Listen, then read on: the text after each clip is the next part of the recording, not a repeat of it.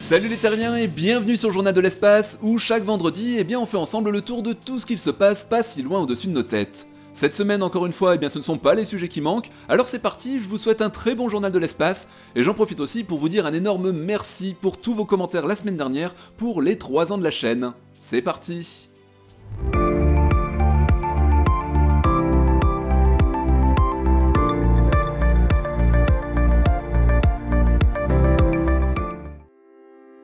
Dans la nuit du 26 au 27 septembre 2022, la très médiatisée mission DART a prouvé au monde entier qu'il était possible de venir impacter un astéroïde. Une sacrée performance quand on sait que la collision a eu lieu à plus de 11 millions de kilomètres de notre planète, et mercredi c'est Bill Nelson lui-même qui a confirmé ce que tout le monde attendait avec impatience, Dimorphos a vu la période de son orbite autour du gros astéroïde Didymos changer de 32 minutes. Cette période est donc passée de 11h55 à 11h23, un changement 3 fois plus important que ce que prévoyaient les scientifiques, sachant qu'un écart de 1% aurait suffi à les satisfaire. Il s'agit de la première fois que l'humanité modifie volontairement le mouvement d'un objet céleste et de la première démonstration à grande échelle de la technologie de déflexion des astéroïdes. Si vous regardez bien les images, vous pouvez aussi distinguer un autre phénomène tout aussi impressionnant que les astronomes ont repéré juste quelques jours après l'impact, une gigantesque queue de matière s'est formée derrière l'astéroïde dans un processus similaire à celui des comètes. Cette éjection de matière de plus de 10 000 km de longueur a été observée avec le puissant télescope SOAR situé au Chili. Pour info, ce télescope, qui signifie Southern Astrophysical Research Telescope en anglais, est un observatoire moderne de 4,1 mètres de diamètre qui travaille en lumière visible et en infrarouge. Ce phénomène, c'est donc ici un peu la cerise sur le gâteau et une chance inespérée pour les astronomes qui vont pouvoir s'en servir pour en savoir davantage sur la composition de Dimorphos, puisqu'ici l'éjection de matière est due à l'impact qui a en quelque sorte creusé la roche. Et surtout, lorsque le nuage se sera dissipé, on pourra ensuite espérer voir la surface de l'astéroïde et enfin voir les conséquences de l'impact. Cette mission hors du commun, c'est une réussite totale qui dépasse les espérances et n'a décidément pas fini de faire parler d'elle. Déjà, une autre sonde baptisée Hera est en préparation, c'est en quelque sorte la suite de la mission DART, et elle partira en 2024 à bord d'une Ariane 6.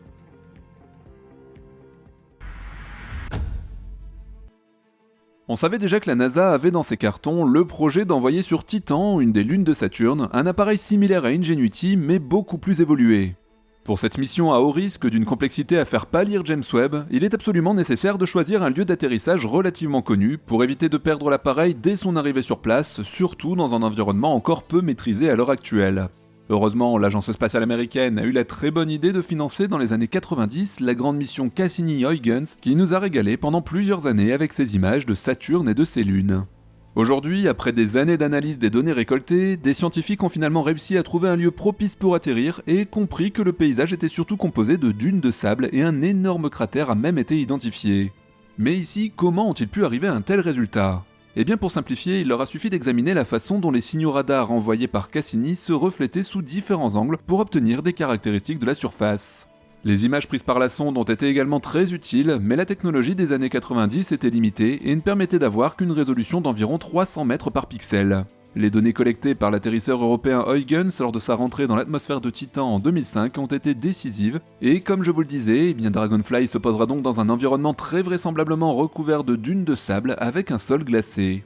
Mais ce n'est pas tout, grâce à Huygens, on apprend également qu'il pourrait pleuvoir un peu de méthane liquide, et que grosso modo le paysage sera celui d'un désert terrestre où règne une température de moins 180 degrés Celsius, pas de quoi donc y passer ses vacances quand même. La NASA voit grand et loin avec Dragonfly, histoire de bien cerner l'ampleur du projet, imaginez juste qu'il va falloir envoyer un drone autonome de 450 kg sur une lune de Saturne à 1,3 milliard de kilomètres de la Terre. Il est aussi prévu une exploration très large où l'engin visitera tous les 16 jours terrestres un site différent en volant. Voyager vers Titan sera une tâche compliquée, s'y poser encore plus, mais une fois là-bas, s'y déplacer en volant sera bien plus facile que sur Mars. En effet, l'atmosphère de Titan est 4 fois plus dense que celle de la Terre, et la gravité y est 7 fois plus faible. Donc si je traduis tout ça, le drone sera 7 fois plus léger que sur Terre, et la portance générée par ses hélices sera supérieure. C'est donc un jackpot pour la NASA, car la consommation d'énergie sera bien plus faible. Ici, un générateur RTG qui produit de l'électricité à partir de la désintégration de plutonium sera parfait pour assurer la propulsion et le réchauffement indispensable du drone, et je vous expliquais d'ailleurs justement l'utilité d'un RTG dans le JDE de la semaine dernière. Sur Titan, Dragonfly pourra donc effectuer des vols bien plus longs qu'Ingenuity, comme je le disais, de l'ordre d'une dizaine de kilomètres, et peut-être même 15 si les conditions sont réunies. Mais au fait, pourquoi est-ce qu'on veut aller si loin pour faire voler un drone ? Eh bien, il faut savoir que Titan semble avoir les conditions pour accueillir la vie telles qu'elles étaient il y a plusieurs milliards d'années sur Terre, et Dragonfly cherchera ce que l'on appelle des biosignatures chimiques grâce auxquelles il sera possible de savoir s'il y a eu de la vie par le passé, voire même actuellement, comme le suggèrent de nombreuses théories. C'est d'ailleurs un instrument français qui sera embarqué sur cette mission, et le lancement est prévu en 2027 pour une arrivée sur Titan en 2034, et oui c'est long, et on sait déjà qu'il est prévu que Dragonfly termine sa mission à l'intérieur d'un cratère baptisé Selk, susceptible de contenir des traces d'eau mélangées à des matières organiques.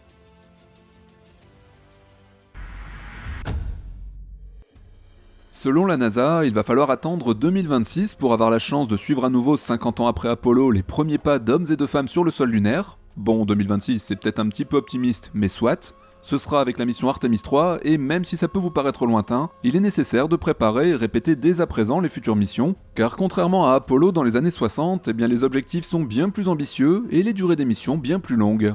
La NASA a donc décidé d'organiser plusieurs séances de tests en Arizona, dans une région désertique qui a l'avantage de ressembler à l'environnement du pôle sud lunaire. Là-bas, on y trouve un terrain difficile, une géologie intéressante et une infrastructure de communication réduite, un terrain idéal très prisé d'ailleurs par les randonneurs expérimentés. Les 2 premières missions ont déjà débuté, plus exactement elles étaient du 4 au 9 octobre près du volcan de cendres appelé SP Crater au nord de la ville de Flagstaff. Pendant ces 5 jours, la simulation va permettre d'aider la NASA à mieux comprendre les conditions d'éclairage uniques qui règnent dans la région lunaire du pôle sud. Pour les reproduire, les missions se dérouleront la nuit et la NASA amènera de gros moyens, tels qu'un éclairage censé simuler le soleil tel qu'il est perçu sur la Lune, ce qui permettra d'ailleurs de recréer les zones d'ombre si particulières que l'on rencontre là-bas. Ce sont 2 astronautes de la NASA, Andrew Ferstel et Zena Cardman, qui participeront les premiers à la simulation. Ils porteront une combinaison entièrement pressurisée et utiliseront une variété d'outils et de techniques pour collecter des échantillons. Entre nous, le truc le plus génial est planifié du 11 au 22 octobre, c'est-à-dire en ce moment. Ce sont 3 missions qui permettront de tester un rover pressurisé près du SP Crater, et comme je vous le disais, le sol près du volcan est composé de cendres, ce qui sera un excellent entraînement pour tester les capacités de franchissement de ce nouvel engin. J'espère pouvoir vous en montrer plus d'ici là, sachant qu'on sait déjà que ces véhicules pourront héberger des astronautes pendant plusieurs semaines, fournissant l'air, l'eau, la nourriture, l'équipement d'hygiène et les outils dont ils auront besoin pour effectuer leur mission. Ces rovers permettront entre autres d'aller bien plus loin que les missions Apollo, et il est prévu qu'ils soient déployés pour la mission Artemis 7 au début des années 2030, bon c'est-à-dire pas tout de suite. La NASA ne développe pas seule ces véhicules complexes, elle collabore avec l'agence japonaise d'exploration, la JAXA. Ce sont donc des astronautes et des ingénieurs japonais qui accompagneront les équipages américains, et les informations accumulées tout le long de cette simulation seront essentielles pour améliorer la conception et fiabiliser les engins lunaires. N'oublions pas non plus que la NASA pourrait envisager d'utiliser les fameux abris développés par la société française Spartan dont je vous ai parlé il y a 2 semaines. Ces abris rapidement déployables permettraient d'envisager des excursions plus longues, mais également d'assurer la survie des équipages en cas de défaillance d'un rover. Mais en attendant, si nous voulons avoir la chance de voir rouler des rovers habités sur la Lune, il va déjà falloir que la fusée SLS, actuellement stockée dans son bâtiment d'assemblage, soit enfin prête pour son très attendu décollage prévu mi-novembre.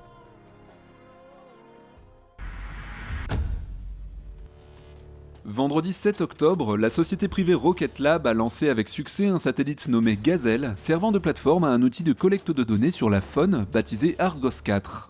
Le petit lanceur Electron de l'entreprise a parfaitement réussi son vol, sans aucun incident à signaler, ce qui montre par la même occasion qu'il est désormais arrivé à maturité technique. Il s'agissait ici de la 31e mission de Rocket Lab utilisant la fusée Electron, et du premier partenariat avec General Atomics. L'instrument Argos 4 a vu le jour grâce à la collaboration entre l'Agence américaine d'observation océanique et atmosphérique, le NOAA en anglais, et le CNES. Cette 4e génération de satellites Argos est bien plus performante et devrait notamment énormément améliorer la précision du suivi des espèces animales en danger. Concrètement, Argos repose sur un système de balises doté d'émetteurs radio, les fameuses balises Argos dont vous avez certainement entendu parler, et qu'utilisent les marins lors du Vendée Globe par exemple. Chacune d'entre elles peut être installée sur un objet dont l'activité doit être suivie, un bateau, une bouée et même un animal, et les signaux émis par la balise sont captés par les instruments Argos qui orbitent en permanence autour de la Terre à bord de plusieurs satellites. C'est la NOAA Fisheries, autrement dit la branche spécialisée dans les poissons et les mammifères marins, qui est la principale utilisatrice des données Argos. Grâce aux capacités améliorées de collecte de données d'Argos 4, il sera possible de gérer encore plus efficacement les pêches durables et protéger les ressources des océans.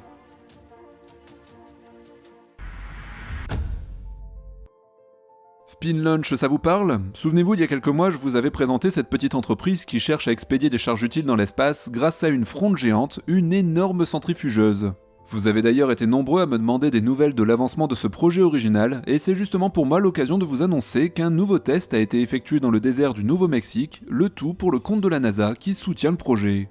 Petit rappel sur le fonctionnement, une petite fusée contenant une charge utile est accrochée à l'extrémité d'un grand bras qui est placé à l'intérieur d'une grande chambre à vide circulaire. Ce bras se met à tourner de plus en plus vite, atteignant une vitesse incroyable de 8000 km/h, et au moment du lancement, la fusée est ensuite libérée du bras rotatif par un tube de sortie verticale et fonce à toute vitesse vers la stratosphère, où un moteur de fusée s'allume pour atteindre la vitesse nécessaire à la mise en orbite.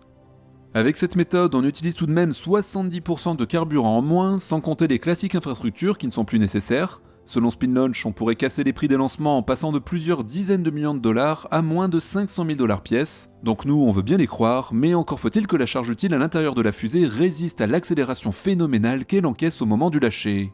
C'est justement le but de ce nouvel essai, et a priori il semble que la charge ait résisté au choc de départ. On n'en sait malheureusement pas plus sur l'altitude atteinte, même si les tirs précédents ont atteint tout de même 7,5 km, mais ce qui est encore loin du compte pour atteindre l'orbite. D'autres essais sont bien sûr programmés, et on peut supposer que la puissance sera augmentée progressivement. Si tout se passe comme prévu, Spin Launch espère commencer à proposer des lancements orbitaux à ses clients d'ici 2025.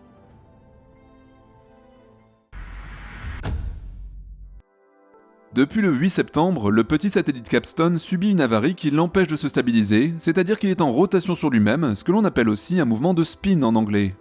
Mais on vient d'apprendre cette semaine que les ingénieurs de la société Advanced Space, les concepteurs de Capstone, ont finalement réussi à stopper ce spin et stabiliser le nanosatellite sur ses 3 axes de rotation. Après de nombreux jours de simulations et de tests, il s'est trouvé que le problème provenait finalement d'une vanne qui était restée partiellement ouverte et qui provoquait ce mouvement de rotation parasite qui le rendait incontrôlable. Après téléchargement d'un nouveau logiciel de vol, le petit engin va donc pouvoir positionner ses panneaux solaires, recharger ses batteries et reprendre sa mission cruciale qui consiste à valider une orbite très particulière appelée Halo. C'est sur cette trajectoire que sera insérée la future station lunaire Gateway. Il va donc maintenant falloir croiser les doigts pour que Capstone arrive à bon port le 13 novembre, la suite du programme Artemis en dépend.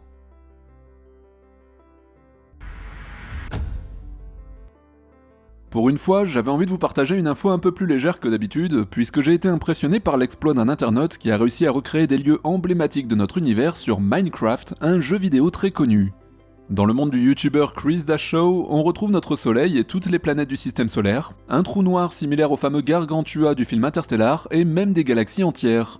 Il aura fallu plusieurs mois de travail intensif pour concevoir cet univers, notamment grâce à des mods comme World Edit qui lui ont permis de réduire considérablement le temps de construction et reproduire fidèlement les ombres et lumières sur les objets. Allez jeter un œil sur sa vidéo, ça vaut vraiment le détour, et si le cœur vous en dit, eh bien il doit forcément rester un petit bout d'univers à terminer. Mes chers terriens, j'espère que l'actu du JDE vous a plu. Je sais que je répète toujours la même chose en fin de vidéo, mais c'est hyper important pour faire décoller Journal de l'espace, donc pensez à activer la cloche de notification, à mettre un pouce en l'air et surtout à partager la vidéo sur vos réseaux sociaux. Pour soutenir la chaîne, eh bien n'hésitez pas à faire un tour sur la boutique en ligne du Journal de l'espace, et je voulais aussi dire un énorme merci à tous les tipeurs qui chaque mois viennent aider la chaîne à se développer sur Tipeee ou Utip. Allez, à la semaine prochaine, ciao les terriens.